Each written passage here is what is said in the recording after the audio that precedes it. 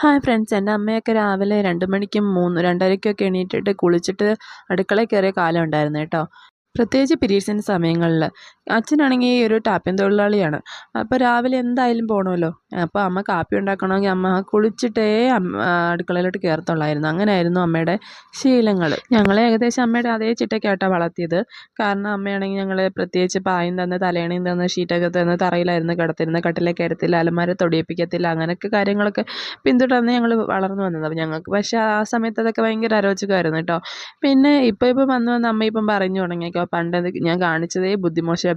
ബ്രഹ്മമുഹൂർത്തത്തിലുള്ള സമയത്തൊക്കെയാണ് എഴുന്നേൽക്കുന്നതെങ്കിൽ നല്ലതല്ലേ. പക്ഷേ ഇത് അതുക്കും മേലെയായിരുന്നു കേട്ടോ അമ്മ എണീറ്റുകൊണ്ടിരുന്നത്. പക്ഷേ എന്ത് പറയാനും ഞങ്ങൾ ആ ശീലത്തിന് പുറകെ പോയില്ല എന്നുള്ളത് സത്യം കേട്ടോ. ഇങ്ങനെയൊക്കെ ശീലങ്ങളുള്ളവരൊക്കെ അത് കമൻറ്റ് ചെയ്യണേ. ഞങ്ങൾ പക്ഷേ എന്നെ കല്യാണം കഴിച്ച് ഇവിടെ വന്നപ്പോൾ ഇവിടെ അവർക്ക് അതങ്ങനെ ഒരു ബോധേഡാവുന്ന ആൾക്കാരെ അല്ല കേട്ടോ. അതുകൊണ്ട് എനിക്കതോർത്ത് വിഷമിക്കാൻ വന്നിട്ടില്ല കേട്ടോ.